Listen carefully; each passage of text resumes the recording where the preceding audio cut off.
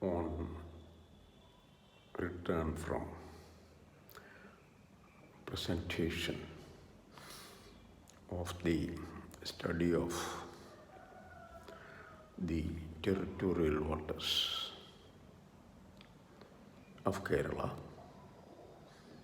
with respect to physical oceanography and geological oceanography in collaboration with United States Geological Survey was not approved.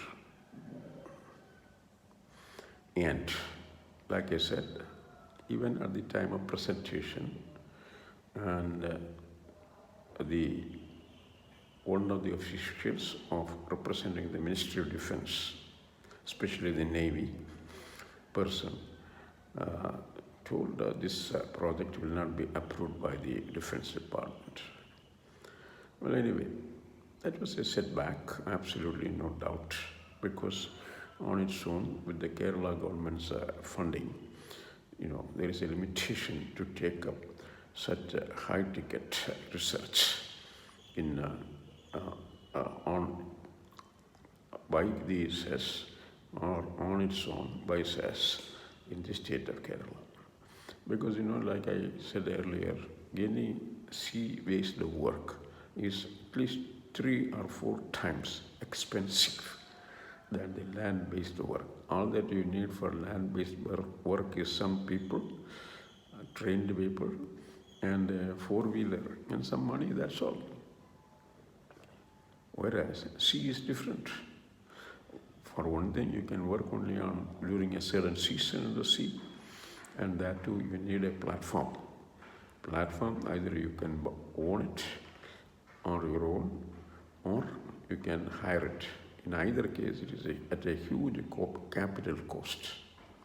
For example, what is called Sagar Kanya, a research vessel that was operated in India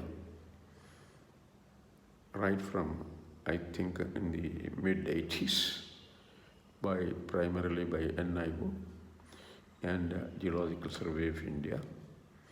This Sagar Kanya was actually a gift to the government of India by the then West German government. It is the most modern research vessel those days. And Sagar Kanya has gone around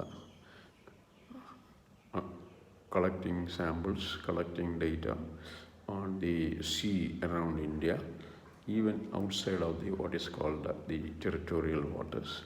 In other words, it can work at any water depth.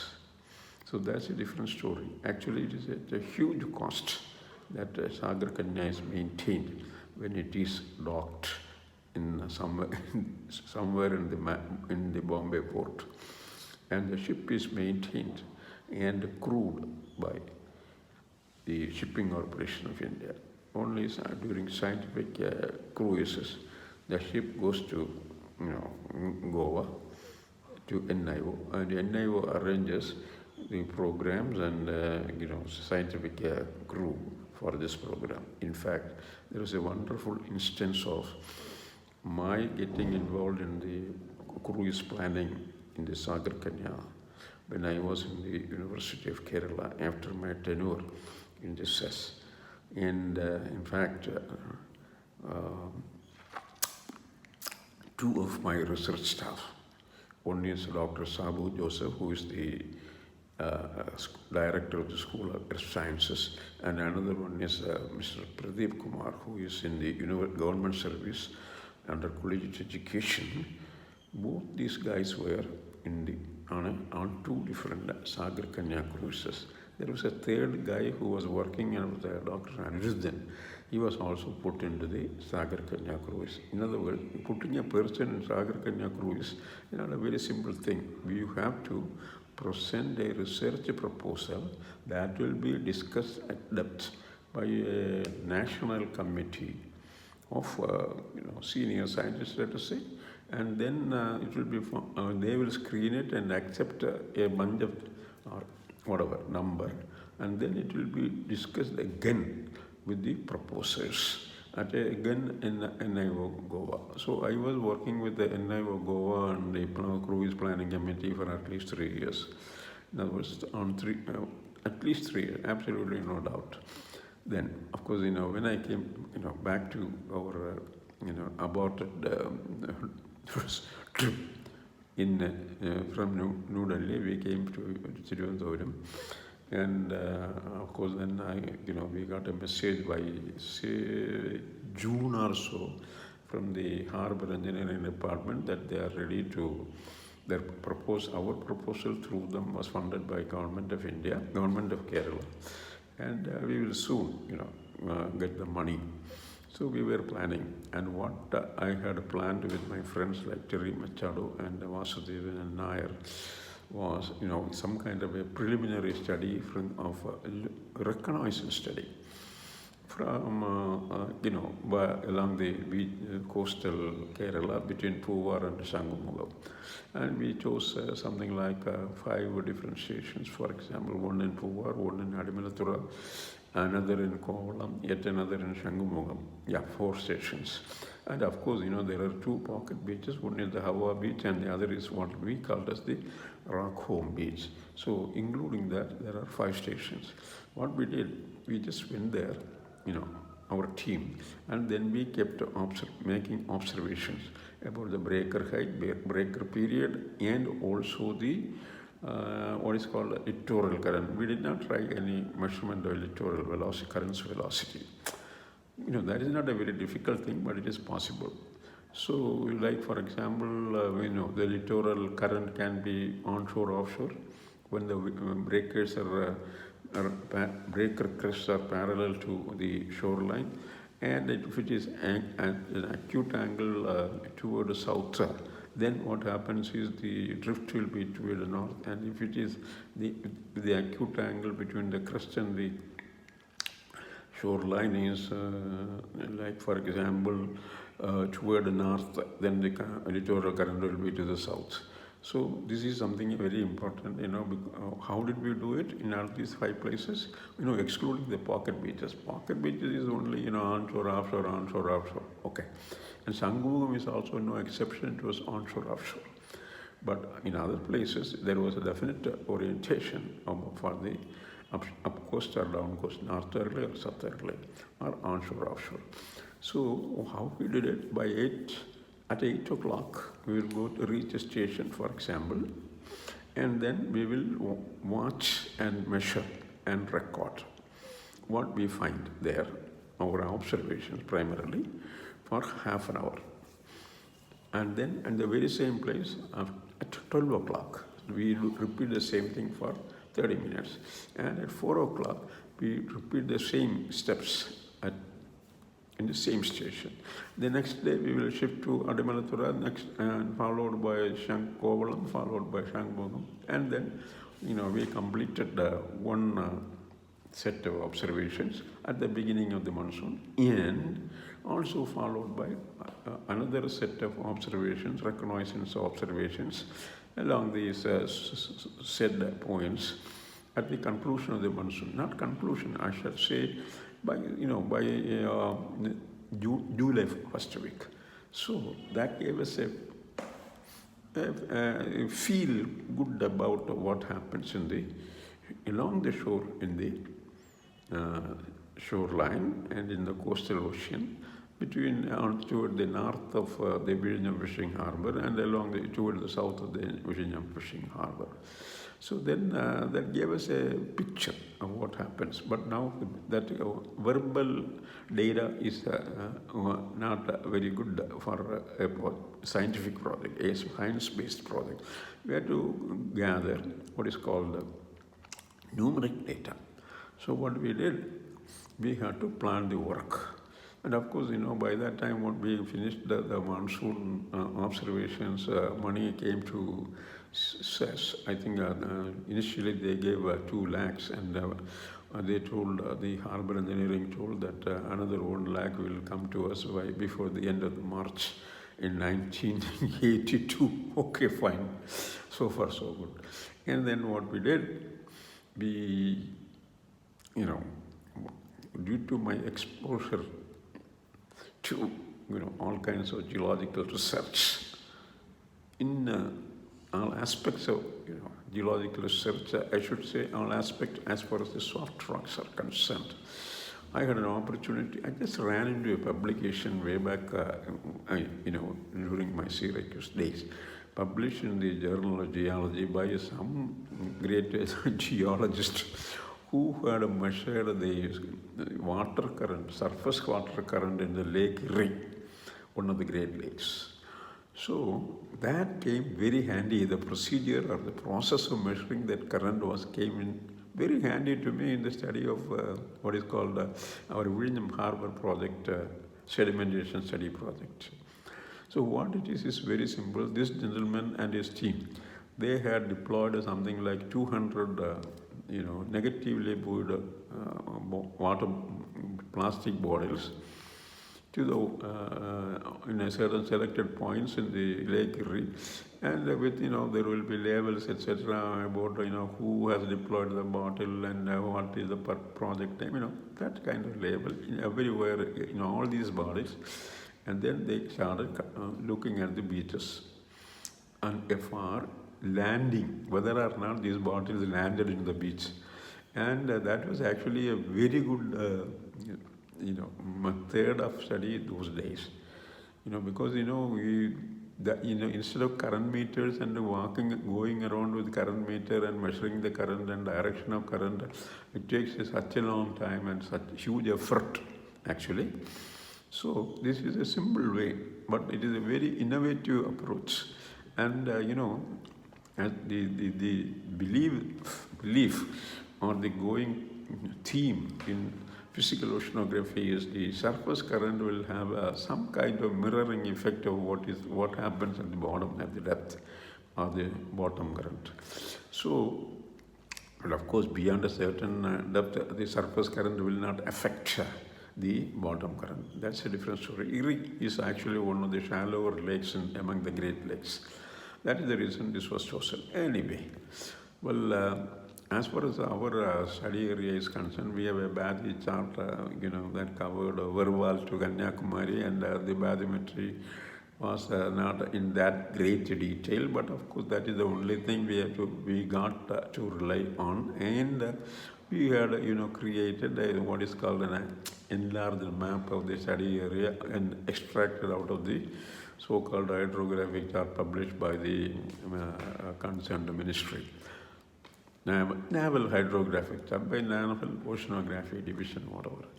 So that's all we have. And unfortunately or fortunately, these things were not a concern at all to the Harbour Engineering Division when they got money and approval from the Planning Commission to build one. And of course, the first breakwater was designed, orientation, height, etc. was designed by the CWPRS Pune, Central Water Power Commission, because they were the only authority in India who will, who are capable of thinking in terms of such methods. Everybody else is blank. Our education is so poor, whether it is in engineering or in any field of study. Why not medicine also? We practice it. We practice engineering. We have to say we have only practicing engineers, are not innovating engineers. Similarly, we have medical practitioners. Well, so that okay, that much for that. Anyway, what we did, we purchased something like 250 plastic bottles and our screw.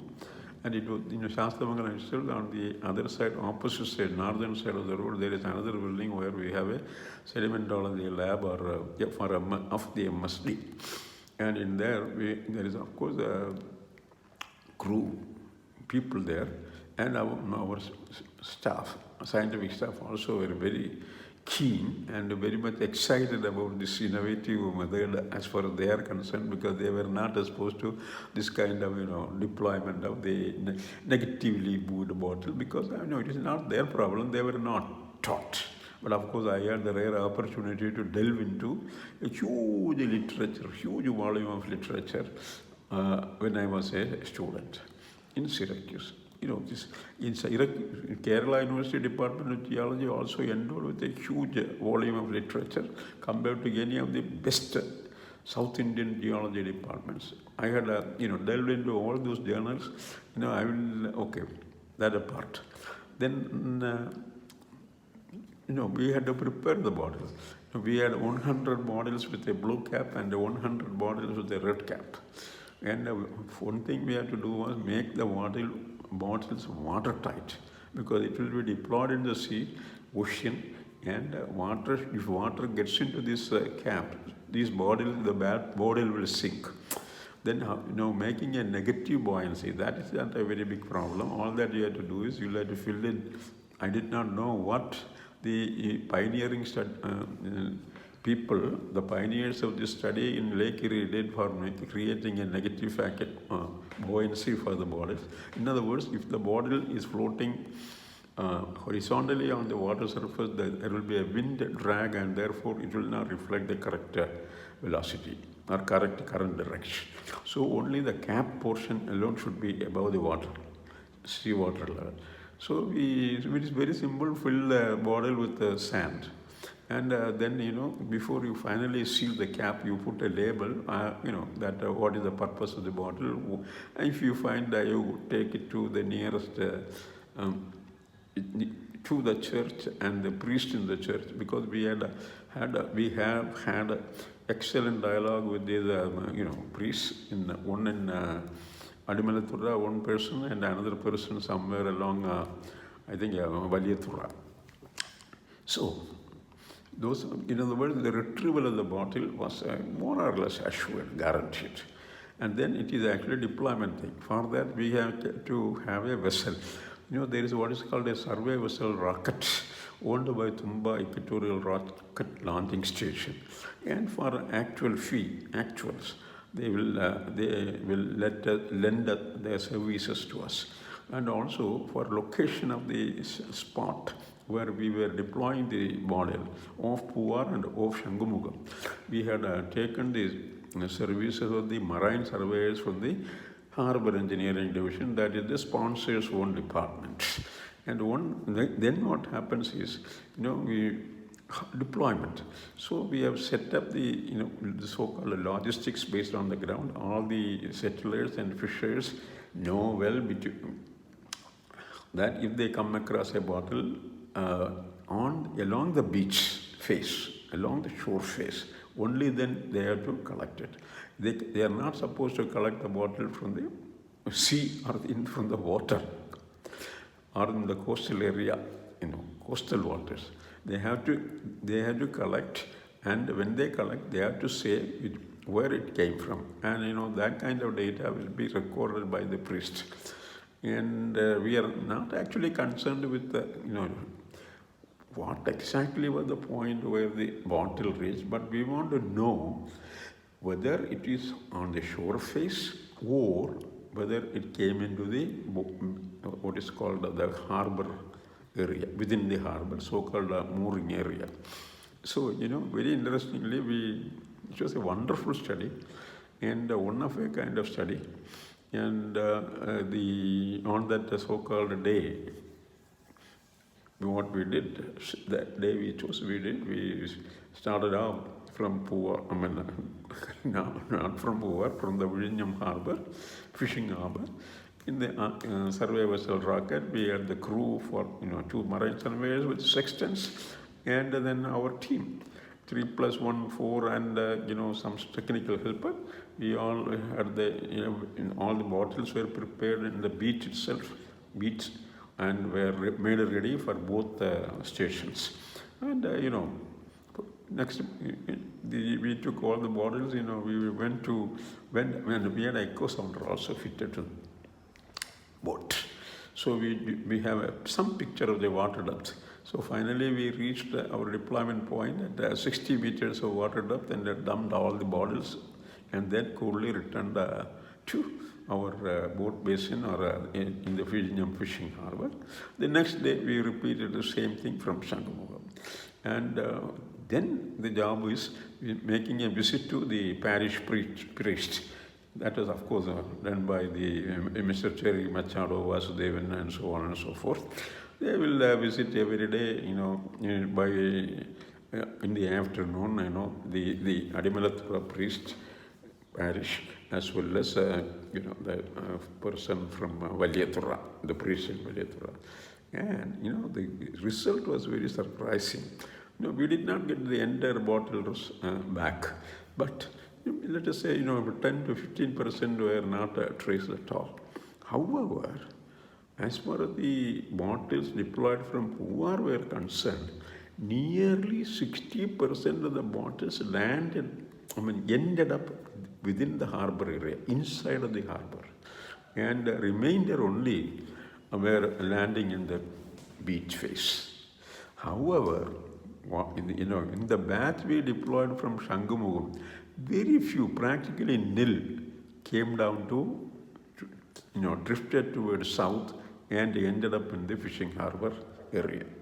So that was an exciting result. And, that is very interesting because we have the well-founded answer to the harbor engineering department, because their question was, which is the most dominant direction of current in the area. So, of course, this is valid for only 1 month, and we said, we can do for several seasons, for which they were not very much interested, because this one itself is sufficient, because after the monsoon, after the peak of the monsoon, we were deploying this, and that data was plenty for the Harbor Engineering Department, the sponsor. That was a great success for the first time that when we did a job of this kind in Kerala. You will see with another story in the next episode.